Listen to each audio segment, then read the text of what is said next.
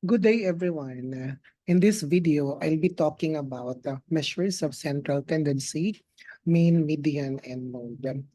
I'll be talking only the basic measures of central tendency. So, for example, you are given the following data, 5, 6, 7, 8, then 5. Again, 5, 6, 7, 5, 8, 5. And you are asked to calculate the mean of the following scores. So basically, the formula for mean is summation of x divided by capital letter M. So when you see this Greek letter, this represents summation, or meaning you're going to add all the data present in the set, and x is representing each of the datum found in the set. Then capital letter N is referring to the number of data found in the set or the number of scores found in the data set. So from the given, so we can add 5, 6, 7, 5, 8, then 5. Then divided by 6 because the total number of data in the set is 6. 1, 2, 3, 4, 5, 6. So divided by 6. So 36 divided by 6, the division is exact. So our mean is equal to 6. We use the equality symbol because the division is exact. Why I emphasize equality? Because there might be a case that the division is not exact. You round up the value. So you are not going to use equality symbol. However, you're going to use the approximation symbol. So in some books, in statistics, mean is what we call average. So mean or average is equal to 6. So what does it mean when the value of the mean is equal to 6?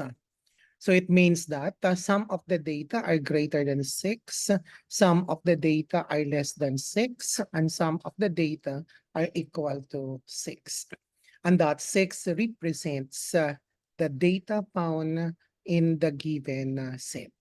So I repeat, if the mean or average is equal to 6, it means that some of the data are equal to 6, some of the data are greater than 6, or some of the data are less than 6.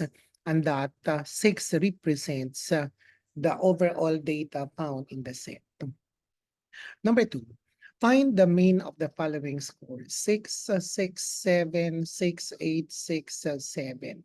So again, the formula of mean is equal to summation of x divided by capital letter N. So again, we add the given values: 6, 6, 7, 6, 8, 6, 7. Then divided by 7 because we have 7 data in the set. 1, 2, 3, 4, 5, 6, 7. So divided by 7. So adding all the given values, the sum is 46. Then divided by 7. So when we divide 46 by 7, the quotient is 6.5742857714. So in this case, since we do not round up the value, we can use equality symbol. So mean is equal to 6.5714285714. So equality is being used. However, in most cases, weighted means or means in general are rounded off to two decimal places. So from this given decimal, if we round off this one to two decimal places, we have 6.57. And since we round off this one, and we know for a fact in our basic math that when we round up the value, we are not getting the exact value. We're only estimating the value, so we use approximation. So this symbol is what we call an approximation. So we say that mean is approximately 6.57. And what does it mean if the mean or average is 6.57? It means that this is considered representative of the given set of data, and that some of the values are greater than 6.57 and some of the values are lower or less than 6.57. The next measure of central tendency is median. Median is actually dividing the entire data set into two equal parts. So We arrange first the data to get the median. We arrange that one from highest to the lowest one, or from the lowest to the highest, whichever would you like to consider. So for example, you are given 5, 6, 7, 5, 8, 5, and you are asked to calculate the median. So arrange first. So in this presentation, we have an arrangement from lowest to highest values.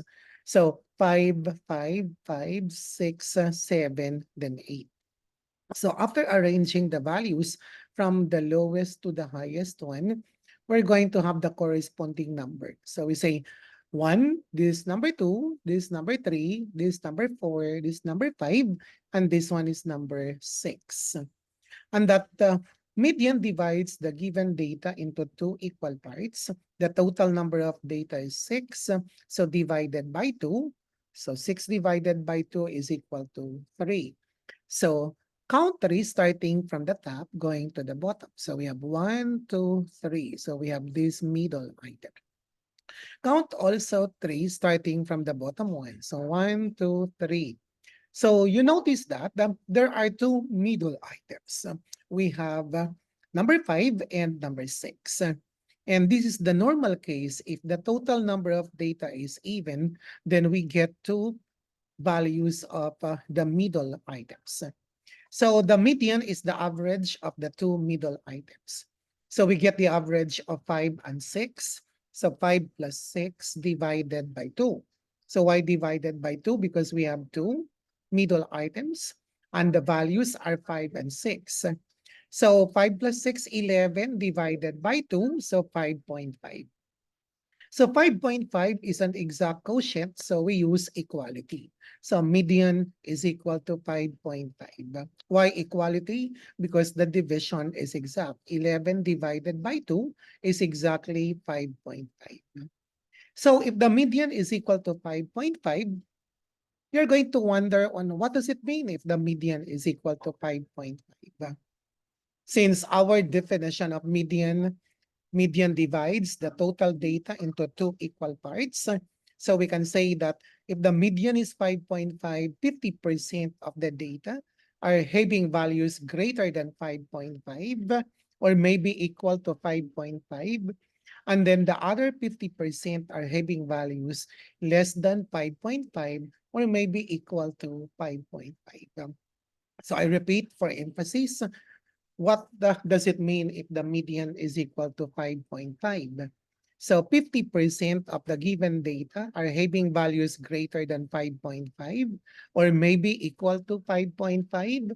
The other 50% are having values less than 5.5 or maybe equal to 5.5. So number 4, another example of median where the total number of data is odd. So given 6, 6, 7, 6, 8, 6, 7. So how many data? We have 1, 2, 3, 4, 5, 6, then 7.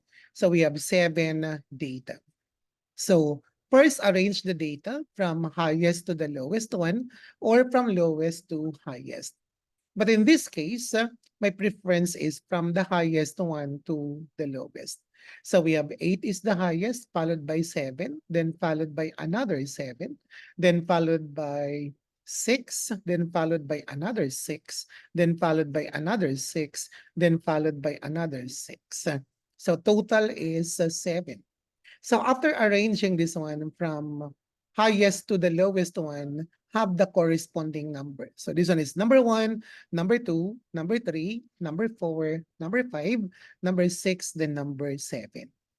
So the total number of data is 7, and since median divides the entire set into two equal parts, so 7 divided by 2 is 3.5, and 3.5 can be rounded off to 4. So count 4 starting from the top. So 1, 2, 3, 4. So we have the middle item 6. We can count 4 also starting from the bottom one. So we have 1, 2, 3, then 4. So we have again the same middle item. So the median is equal to 6. And again, you will be asked on what does it mean if the median is equal to 6? So 50% of the data are having values greater than 6 or maybe equal to 6. The other 50% are having values less than 6 or maybe equal to 6. So I repeat, if the median is equal to 6, it means that the 50% of the data are having values greater than 6 or maybe equal to 6. The remaining 50% are having values less than 6 or maybe equal to 6. The third measure of central tendency that I'll be talking about in this video is on the mode, the value of the mode. So given these scores 5, 6, 7, 5, 8, 5, and you are directed to find the value of the mode. The mode by definition refers to the value that appears many times in the set or the value that appears most frequently in a given data set. So under this case, 5, 6, 7, 5, 8, 5, the number that appears many times or most frequently is 5. So mode is equal to 5. Next example. Find the mode of the following scores: 6, 6, 7, 6, 8, 6, 7. So mode is equal to 6 because the number that appears many times or most frequently is 6. 1, 2, 3, 4. So 6 appears many times, 4 times. So mode is equal to 6. Number 7, the last example, find the mode of the following scores: 11, 6, 6, 7, 8, 9, 6, 7, 10, and then 7. So mode is equal to 6 and mode is equal to 7. Because 6 appears many times, then 7 appears also many times. The number of occurrences of 6 is the same to the number of occurrences of 7. So for example, here 6. So 1, 2, 3. So 6 appears 3 times. We look at 7. We have 1. We have another 7. Another 7. So 7 appears 3 times. So they have the same number of appearances. So mode is equal to 6 and mode is equal to 7. These are the values that appears most frequently or many times in the given data set. So if the mode is only one in a given data set, if the mode is only one, we classify that one as unimodal. If there is only one value of the mode in a given set, we classify that as a unimodal. But in example number 7, there are two values of the mode. Mode is equal to 6 and mode is equal to 7. So we classify this kind of data set as bimodal. So why bimodal? Because there are two values of the mode. So there might be some cases that when you calculate the mode, it might be composed of 3. So we classify that one as trimodal. So trimodal is actually a kind of distribution wherein there are 3 values of the mode. And then in general, if there are more than 3 values of the mode, then we classify that distribution as polymodal. So polymodal, that means that there are more than 3 values of the mode. So that's the end of this video where I am presenting the concepts and the computations of mean, median, and mode as the major components of the measures of central tendency, and in some books, the measures of central location. Thank you very much.